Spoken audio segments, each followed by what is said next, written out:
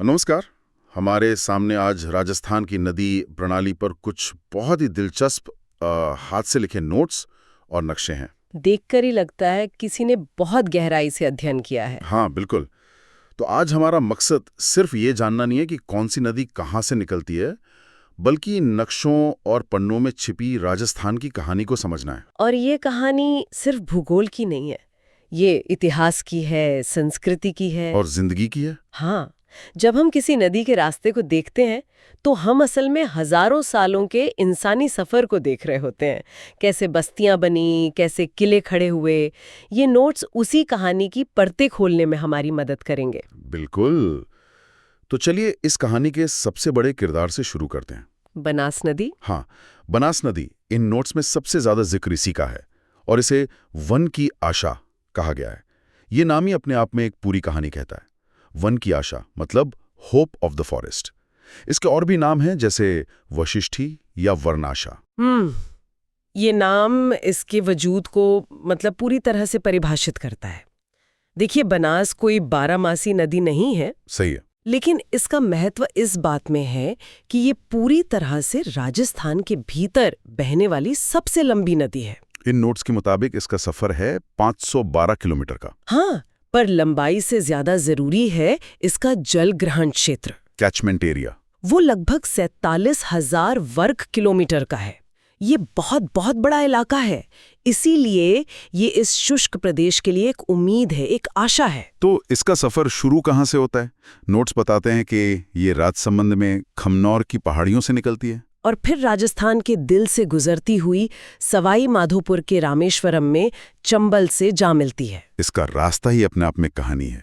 राजसमंद, चित्तौड़गढ़, भीलवाड़ा, फिर शाहपुरा, टोंक और आखिर में सवाई माधोपुर। आप अंदाजा लगा सकते हैं कि इसका असर कितने बड़े और कितने महत्वपूर्ण इलाके पर पड़ता है। और यही वजह है कि इसके किनारे न सिर्फ आज के शहर बसे हैं, बल्कि प्राचीन सभ्यताएं भी फली फूली हैं। यहीं पर बात बहुत दिलचस्प हो जाती है। नोट्स में एक तरफ नाथद्वारा और रेलमगरा जैसे शहरों का जिक्र है, तो दूसरी तरफ हजारों साल पुरानी आहड़ सभ्यता का भी।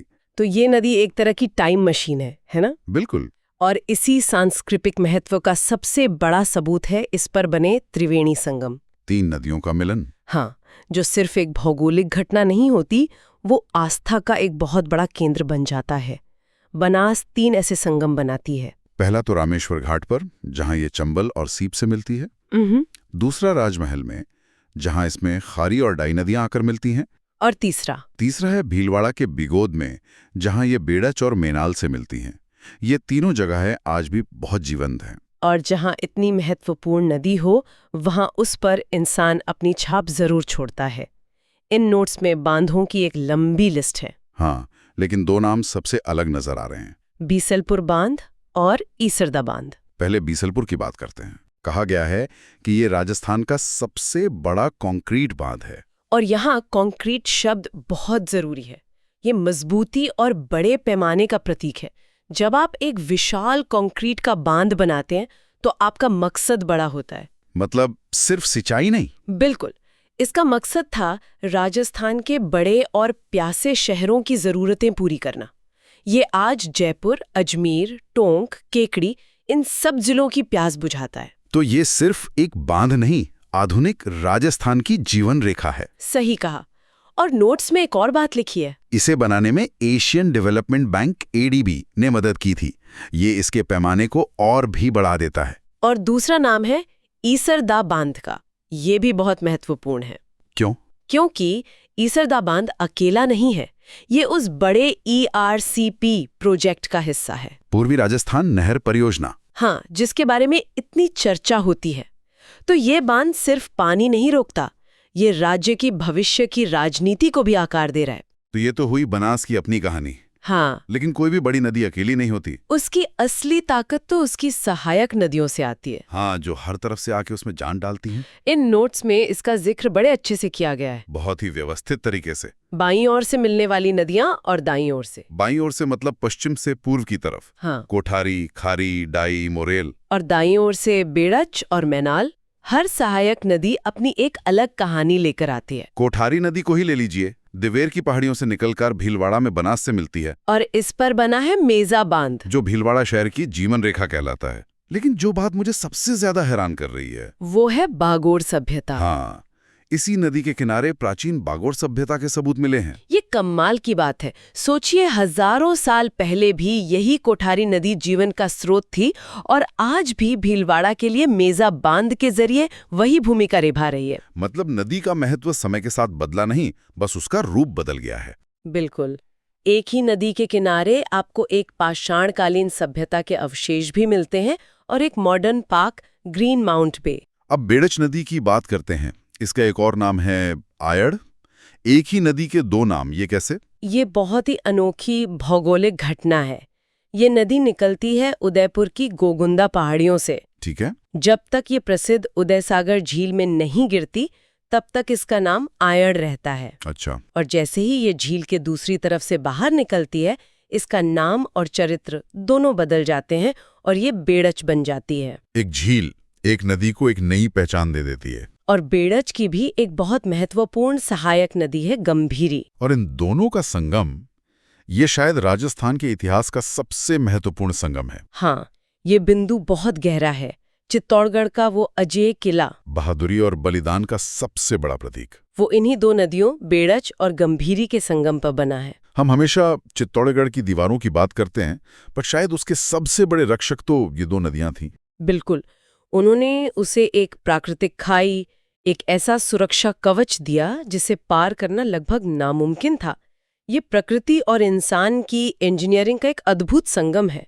बनास और उसके सहायक नदियां तो इस कहानी का मुख्य अध्याय हैं, पर इन नोट्स में कुछ छोटी पर बहुत दिलचस्प कहानियां भी छिपी हैं। बिल्कुल, जैसे कि गंभीर नदी की कहानी। ध्यान रहे, ये गंभीरी नहीं, गंभीर है। हाँ, ये करौली से निकलकर सीधे उत्तर प्रदेश में यमुना में मिलती है। मतलब ये चंबल सिस्टम का हिस्सा नहीं है। और इस पर बना पांचना बांध अपने आप में एक अजूबा है। अजूबा क्यों? क्योंकि ये राजस्थान का सबसे बड़ा मिट्टी का बांध है। मिट्टी का? हाँ, मिट्टी का। और इसे बनाने में अमेरिका ने सहयोग किया था। अच्छा।